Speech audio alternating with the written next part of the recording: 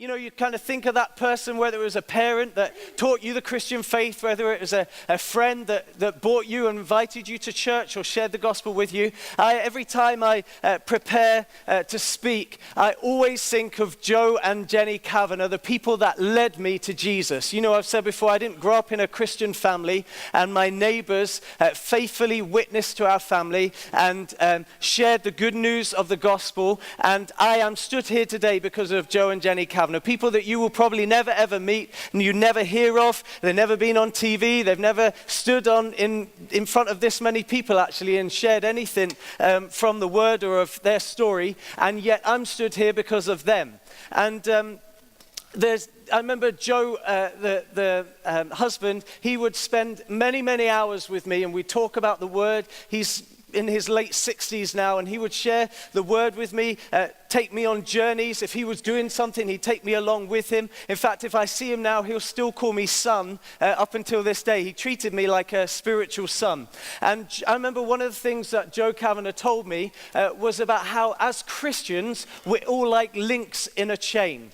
If you get that picture, that we're a link in the chain, and along the chain, we're always linked to somebody that is further on ahead of us, and we should have somebody who's linked to us, who is further behind us on the journey, who we're helping along. And it's a picture that has always stuck with me. And of course, you can take the picture further because there's no doubt more than one person that's ahead of us, and hopefully more than one person that we're helping along the journey. But we're all here because of somebody, and hopefully somebody is here or maybe will be here in the future because of us, because we're looking behind us, not because they're not as important, but because we're further along the journey that we're bringing along with us, just like the links in the chain.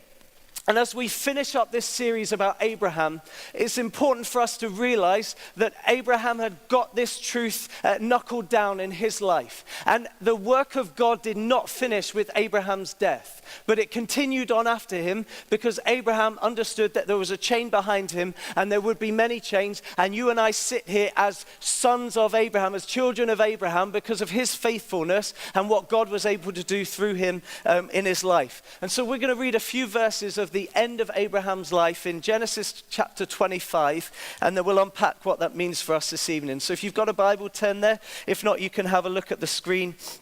The verses will be up there.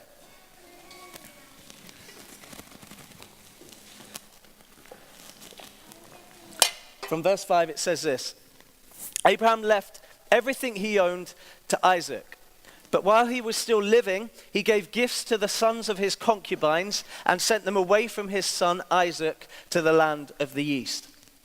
Abraham lived 175 years. Then Abraham breathed his last and died at a good old age, an old man and full of years, and he was gathered to his people. His sons Isaac and Ishmael buried him in the cave of Machpelah near Mamre, in the field of Ephron, son of Zohar, the Hittite. The field Abraham had bought from the Hittites. There Abraham was buried with his wife Sarah. After Abraham's death, God blessed his son Isaac, who then lived near Beer Lahai Roi.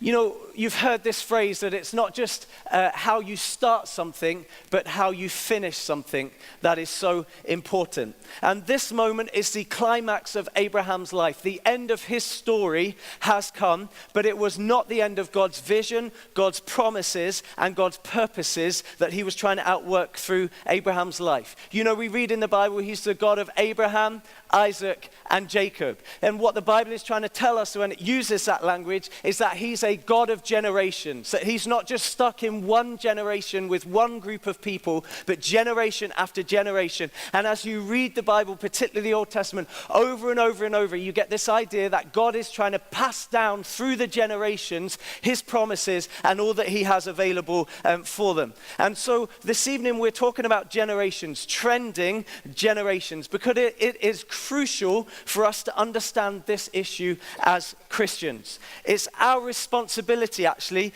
to think generationally. You see, in Judges 2, verse 10, it'll be on the screen here, maybe one of the scariest verses of the Bible. It says these words: after that whole generation, after the generation of Joshua had been gathered to their ancestors, another generation grew up who knew neither the Lord nor what he had done for Israel. Very, very sad. One generation that took the promised land that God had for them, and one generation they'd completely forgotten about what God wanted to do and what he had done through them. Because the people of Israel had not thought generationally, and they had not passed it on to the next generation. You know, actually, we're one generation from the work of God in this local church being finished. In fact, I could take you, not to be pessimistic, but I could take you to churches around this city that have gathered today, that there is one generation away before the doors close on that church. You and I drive past churches around this city every day that have been changed into something else because the people in those churches maybe, perhaps, did not think generationally and shift to be able to bring the next link on the chain to come through. And there were a lot of kids, you know, even on the radio, I was listening to this report about a community, and there was a church there that was dying away, and they said, they were interviewing people and said, when I was young, there were so many kids, there were so many young people in this church, and yet one generation away, we're about to close up the doors of this church. And so we shouldn't grow comfortable in the fact that we're busy here, that there's many ages here, that there's all generations and many children here. We've got to be very, very aware of the fact that we're one generation away from this if we do not get a hold of this truth and think about the next link in the chain. And you know, it's true that every generation has its own style, has its own expressions of how they're going to do things, has their own songs. That's why we don't sing all hymns up here, because we believe that each generation should have its own song to sing to God, that there's creativity and endless musical notes for us to make musical notes. So we sing more contemporary songs so that we would sing this generation's song. And this building doesn't look, though some aspects do, physically, it doesn't look as it did 100 years ago when it was built, because the building has been changed from generation after generation. But there's actually, beyond these kind of things, looking after our own, what we want to do in our own generation, it's important for us to understand that as we outwork what we want to do in the particular style and whatever's in fashion, we have to also hold up the responsibility of generating the next generation. That is our responsibility to generate the next generation. Otherwise, we'll be one generation away from extinction. And, you know, it's easy for us to think age-wise here, maturity, that we, you know, whatever age you are, you're thinking about the next generation down from you. But actually, this is also a spiritual issue, that spiritually, the Bible describes us in different levels of maturity. It doesn't outline what they are, but all of us are on this journey of maturity. So you can think about the next generation as people that are further behind you or further along than you in the Christian faith. So it's not just an age matter, but it's also a maturity matter.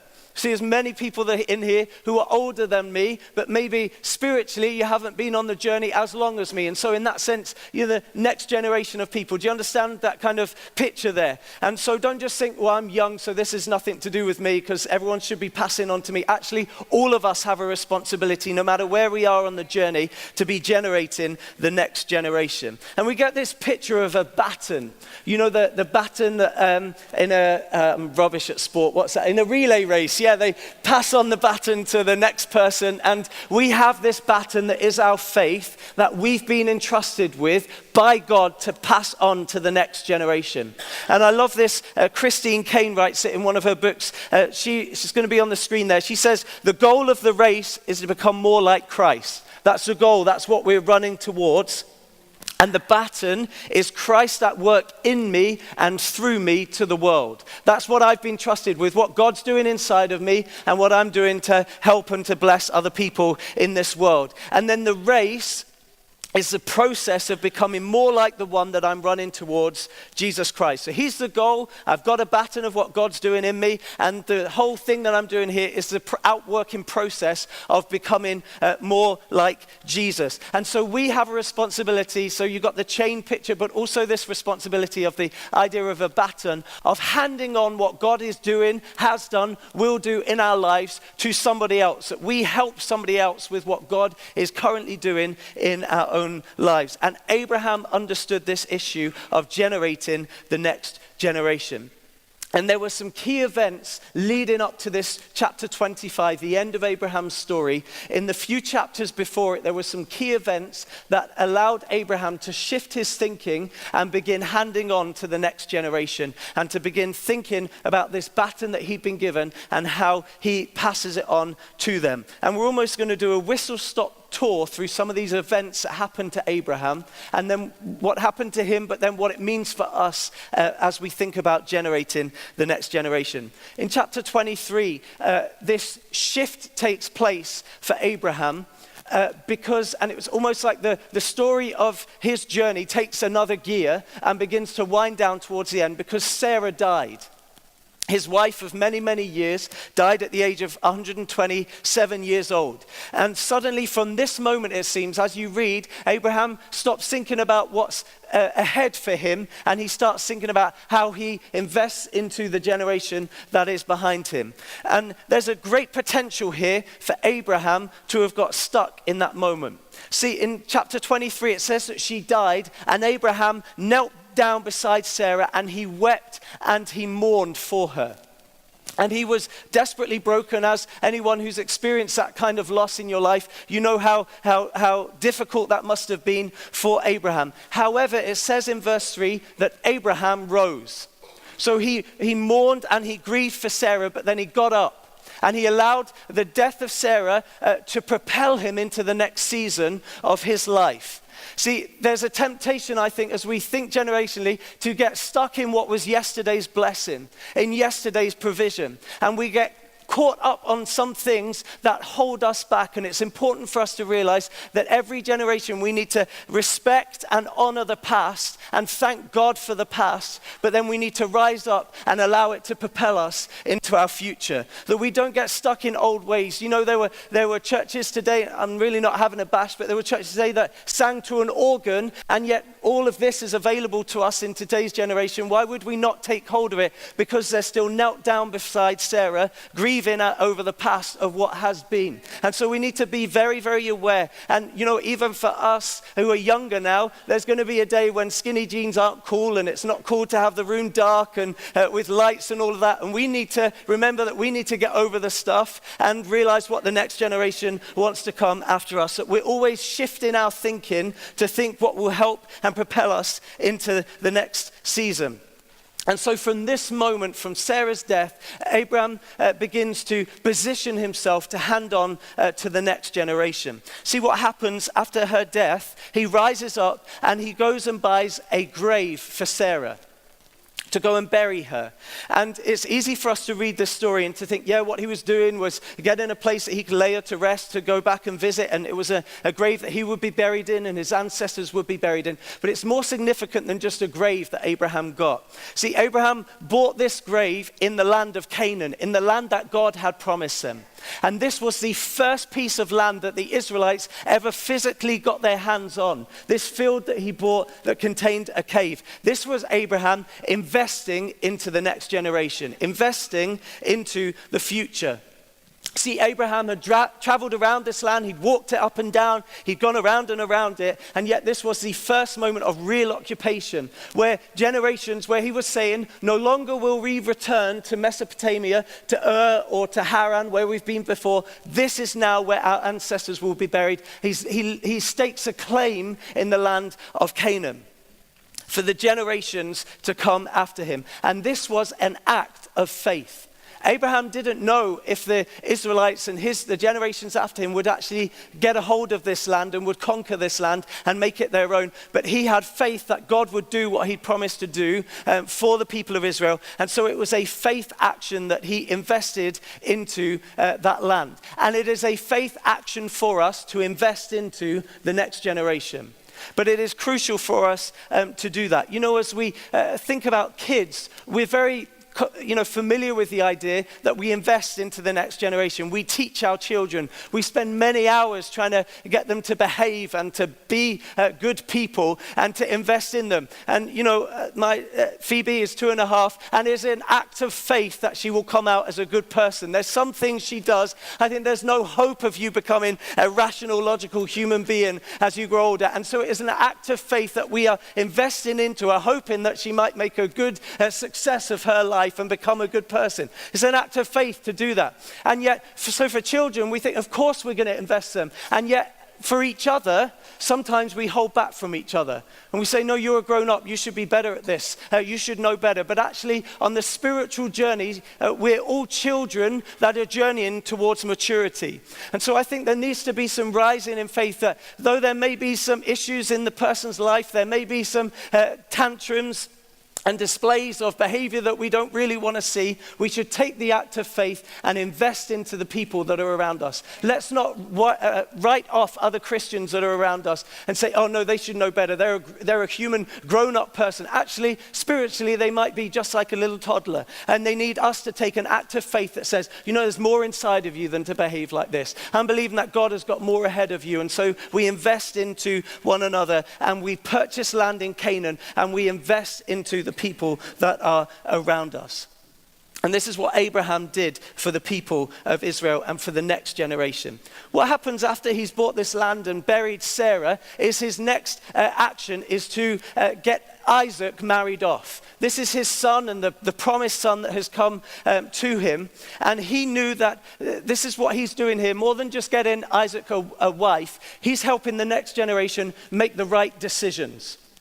So he's shifted his thinking, he's invested into the next generation, and now he's helping them make good decisions. And you know, you can go, if you were here this morning, we talked about it. If not, you can go back about this crucial issue of making decisions in our lives. But we need people to help us make good decisions. We need people further along the journey to advise us and say, I've been there, I've made that decision, let me help you. Don't do that. Choose another way, choose another kind of decision on this journey. And so physically, we need to make the right decisions and the right connections to produce physically the next generation, but it is spiritually too, because the connections you make are very crucial in your Christian walk. And so we need to invite people, and we need to be willing to speak into people and those that are looking up to us and help them make the right connections and the right decisions. You know, bad company corrupts good character, those kind of ideas, that the people around us are very crucial, and no more so than the person that we marry and that we're stuck with for the rest of the time that we're alive. It is a crucial decision for us to make. And you know, as we think about that, the writer of Genesis dedicates a whole chapter to the partnering of Isaac with Rebekah. And I feel like this evening, with so many young adults that are in the room, we can't miss this moment without unpacking just a few things from this chapter that are going to help us to move forward. Because like I said, I think it was just in first service today, our summers are too quiet. There are not enough weddings in this church. So I want to help you. And this is a matchmaker moment, okay? So, all of you that are married, you can take 5 minutes and think about your spouse for 5 minutes and how wonderful they are. All of you who are single, listen up and get your notebooks out for these next few minutes. Okay. In chapter 24 of Genesis, with the pairing of Isaac and Rebekah to be married, there is no word from God, there is no prophecy, there are no miracles, there's no repeating of the Abrahamic covenant. God is almost silent in this chapter, and yet he's deliberately behind the scenes coordinating and outworking. So first thing is, as we look at this, don't get over spiritual about this decision. God works through us making choices and decisions, and God is behind the scene orchestrating it, but God will not send your husband or wife down from heaven on a pillow for you to marry them, because he's looking for us to be part of the journey and to make a good decision. And before we go in this, let's just remember the New Testament default is singleness. You know that actually the first place we start is to be single. Paul writes in 1 Corinthians 7, a few things. He tells us singleness is a gift. In verse 7 of 1 Corinthians 7, singleness is a gift. In fact, Jesus said in Matthew 19 verse 11, so even one step better than Paul, Jesus said singleness is a gift. So if you're single, you're not half a person, you have received a gift. You are currently in possession of a gift from God. The second thing that is pointed out in 1 Corinthians 7 is that singleness, ready married people, spares you from the troubles of marriage. So So, amen. So all of you who are single, you are being spared the troubles of marriage. I will not go into depth of what that is, but you are spared the troubles of marriage if you are single. And then the third thing Paul says in 1 Corinthians 7 is that singleness means that you can be, and this is crucial, you can be more devoted to God. You have more time to serve him, more time to pray to him, more focus to put your attention on him. So there's more of you that can focus on God. But we must understand, if you are single, you are not half a person. You are a whole person. A marriage is not 250% people making 100%. It's 200% people making 200% when they join together.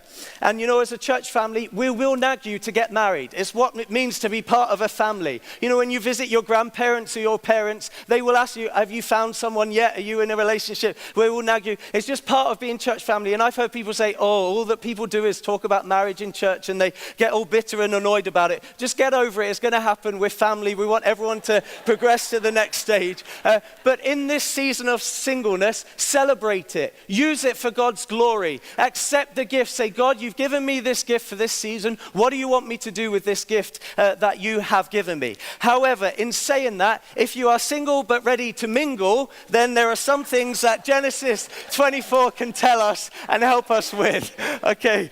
Some of you are typing so fast your fingers can't keep up. Okay. But you know, actually, in the Word of God, there's no set pattern of how we go about this thing because it's two people coming together and we're all very individual people. And so I'm pleased God didn't set us out a direct, line by line pattern, but he allows us to make our own journey. And so everyone's journey into a relationship will be very, very unique and different because we are unique people. But there's some principles from chapter 24, and maybe you need to go and read it after this evening. But there's a few principles that we're going to pull out. The first thing is that you need to go. Go and find the person. If you don't want to be single anymore and you feel ready to find the right person, then go. Abraham sent Eliezer, his servant, to go and find a wife for Isaac. He was proactive about it. Again, God will not plop the right person in front of you and say, there is your wife or there is your husband. Having said that, some people, there's bound to be somebody here who you walked in a room and God said, that's the person you're going to marry. But for the majority of people, God does not make it that clear. He leaves it for us as a decision that we can make. And so we've got to do our bit on this journey. And, and begin making connections with people, begin getting to know people and discovering if there might be somebody who you think that you could marry one day. Actually, marriage is the goal. Don't mess around dating many, many people and being in long-term relationships with people if you don't want to marry them. If you're going to get serious, make sure that they're marriage material. Otherwise, you're wasting your time and that you're misusing the gift of singleness if you do that. However, speaking to somebody of the opposite sex for more than 5 minutes does not mean that you're married. So let's have grace for one another, because I know that some of you, you see people talking in the coffee bar and you think, oh, there's something going on there, and oh no. But actually, let's allow one another the grace, singles, to pursue one another and just have conversations and just see maybe something will be there. The next thing is this issue of values. The issues of values. Because Eliezer was sent to Abraham's homeland. And for them, it was about culture and identity. But today, I would say it's much more about values, about being on the same page, about having the same kind of Christian maturity. In 2 Corinthians 6, Paul talks about not being unequally yoked to an unbeliever. Well, I think the truth of that verse can very much apply to Christians as well. And you maybe have seen Christians where somebody was so going on with God on their journey and they started dating someone who was a bit lukewarm and not sure. And it's much easier to pull someone back than to pull someone forward. And because they got in a relationship with the wrong person, they drifted back and ended up in a bad place. So make sure the person is on the same page as you. I was running past some of these points through one of my Connect groups where there's more single people in the Connect group, and asking them, what were some of the things that they feel are important as they look ahead. And somebody in one of the Connect groups, they shared about how this idea of the law of sympathetic resonance. And this is the idea that if I got two grand pianos up here and played a C note, for example, a C chord on one of the grand pianos, did you know that the other grand piano, without anyone sitting there, would begin playing the C chord? The strings in the piano would begin resonating with the sound waves of this grand piano that was being played. There's this issue of resonating with the person. So make sure that the person that you are looking for, there's this resonance with, as you say something, it resonates with them. As they say something, make sure it resonates with you. You've got a long time to spend with this person. Don't be on a different page with them. Make sure you resonate with them. Then what happens is Eliezer goes to find this woman for Isaac, and he prays for success. He lays the issue down, trusting in the sovereignty of God. So don't get so hung up on finding the right person, on trying to get that person, but actually lay it down and allow God to be your first pursuit, and then he'll bring the person into your life. I remember when I was leaving for Bible college, so many people were saying to me, you're going to meet your wife at Bible college. When you go to Bible college there, the one will be there for you, and that's going to happen. It ended up that it was like I wasn't going to Bible college anymore. I was going to bridal college. I was just going to go and get a bride. And all I could think about was who I would meet there, and that I'm going to meet the woman of my dreams and the one that God has for me. And I remember I could even take you back to the road where I was praying, and God said to me, get over this issue.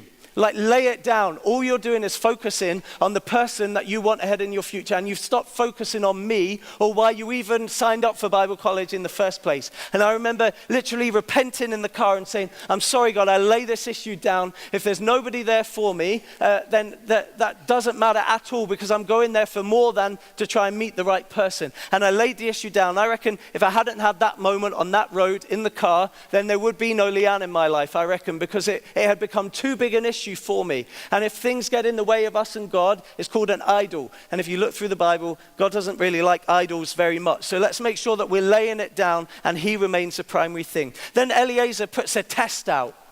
This lady comes to the well, and he says, God, if this happens, then I'll know that she's the right person. If she offers me water for my camels, then I'll know she's the right person. And there's a principle here, I think. Put some tests out of what you would like in the person that you're trying to, that you would like to spend the rest of your life with. Put a couple of tests out there for you.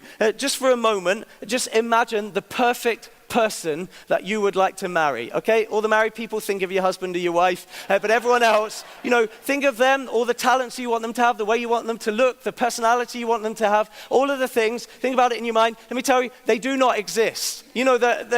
They're maybe not there. I remember having a friend as a teenager, and he literally had it written out, line after line after line. She will have, her eyelashes will be this long, and she'll play this many notes on it. It's a list after list. He's still not married, because he's got this high standard. Now listen, this is a high standard, but there are some things that are much more important than our list of perfection. And so think about in your life what is going to be most important to you. As I pursued the sense of call in my life, if Leanne hadn't been up for that and up for pursuing that sense of call and had a similar sense of call, it wasn't going to happen. There were some tests that I already had that I knew if the girl was not willing to pass these tests, sounds weird, not physical tests, metaphorical tests. If she wasn't going to pass these in my mind, then I wasn't going to pursue a relationship with her. So if Leanne wanted to marry a rich man, it wasn't going to happen. If she wanted to pursue a life of comfort and stability, it wasn't going to happen. With the type of lives that we dreamed of living together, there needed to be this test there. Eliezer then asks Rebecca to get the water. He actually asks her, and he makes the move. And though he's doing it on behalf of Isaac, he makes a move. And we've got to sometimes, guys, take it beyond the small talk. Ask them for a coffee. And I've heard just on the grapevine, sorry, all married people, this is going on a bit, but it's important, isn't it, for the next generation to get this. I've heard on the grapevine that some of you guys aren't very forthcoming in making the ask, in saying you want to come for a coffee, and they know that you like them. The girls are waiting for you to just say something. So men, come on, let's man up a bit. Let's ask the girl, say, come on, you want to come for a coffee? And on the flip side, girls, don't be playing hard to get or any of this kind of nonsense. Oh, do you want me? Do you not? Just if you like him, then be upfront. Let's be upfront about it. I'm very thankful for a wife that I know exactly what she's thinking whenever she's thinking it. And I remember one of the very first things as we started dating, I said, I'm so glad I don't have to guess, like, if you like something or if you don't like something, you'll tell me. So let's be like that in our relationships with one another. Oh, man. Okay, then observe. Observe the person. As Rebecca drew the water out, Eliezer, it says he observed her. He watched how she did it. And so if you think that there's a potential partner sat in this room or in this church, then observe them in different situations, in different environments, with different groups of people. Do they outwork their faith the same? Do their words match their actions? How do they react to certain situations? Be observing them in many different areas. Don't make a mistake by jumping too quickly without realizing what they're like in many different company. And then the last thing that happens is they seek confirmation from others. Eliezer goes to Rebecca's family and tells the story and says, do you think this is something of God? And the family says, yes, we believe that God is in this. And so ask people that you trust. There are people in your life that are ahead of you on the journey. Ask them, do you think this person is the right choice for me? Do you see that working? Don't go to your friends who are going to tell you that, of course it will work, and the people that will tell you what you want to hear. Go to the people that will be honest with you and ask their advice on this. It is a crucial decision for you to make. And I know that in that there are some cultural issues that maybe your culture has some more things to say, maybe some individual issues that you're walking through, and we're all at different stages on this journey and whether we're ready or not. But here, there's just a few value statement for you, the next generation. Let's have some weddings in the next couple of years. You can say at your wedding, it was that night when Tom said that. I knew that was a person, and I asked him on a date. Okay, then what happens? In Abraham's story is he sends away the siblings. So he shifted his mind. He's invested into the future. He's helped the next generation make the right decisions. And then what he does is he creates space for Isaac. Do you know Abraham got married again after Sarah's death? He's 137 years old, and he had six boys with this wife. It's incredible. But he had to deal with these sons because they were in competition for Isaac's inheritance. So he gives them some inheritance and sends them away from Isaac. He creates space for Isaac to succeed in his life. He puts him as the most prominent one. And then what he does is he releases Isaac in his death, knowing that Isaac was set up to win. Abraham let go and allowed the next generation. Allowed them to flourish, to make decisions, to be blessed in their decision. And it says there at the end of that chapter that Isaac was in Beer Lahai Roi. And this was a significant place where God had spoken and God had provided for the people in these chapters up to now. And so it's a significant place. Isaac is set up for a win in his future because of what Abraham had done. And so I don't know how you relate that. Maybe you're on a team and you're trying to bring people along behind you. Maybe you're trying to help people that aren't as further on in their Christian faith. Maybe you've got kids or young people or teenagers in your life and you're trying to help them. Let's be aware of these issues, that we help the next generation. Isaac Newton said these words, "If I've seen further, it is by standing on the shoulders of giants." And if we're going to believe for many salvations and baptisms this year, then we need to be ready to lift up the next generation of believers up on our shoulders. Not only do we think about the children and young people and students in this church, but we think about the spiritually the next generation that are going to come. And this is so important for us to do this, so that the work of God can continue to expand and can continue to grow. Let's shift our thinking. Let's invest in other people. Let's help them make the right decisions. Let's create space for them, and let's let go so that they can flourish in what is ahead of them.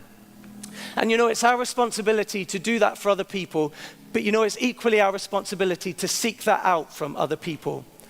look ahead of you, and especially us millennials, we think we know it all and we think we can get everything because we've got the internet. But actually, we need to invest and ask people ahead of us on the journey, help me in my life. Help me learn from you. What are mistakes that you've made? What are some of the things that you have journeyed through that I can learn from you and gain wisdom from you? Let's generate the next generation. The next generation does not happen by accident. And it is reliant on one generation after another generation walking in the ways of God. Wonderful. The band are going to come forward. My voice is nearly done. Let's stand. We're going to pray to close that God would help us.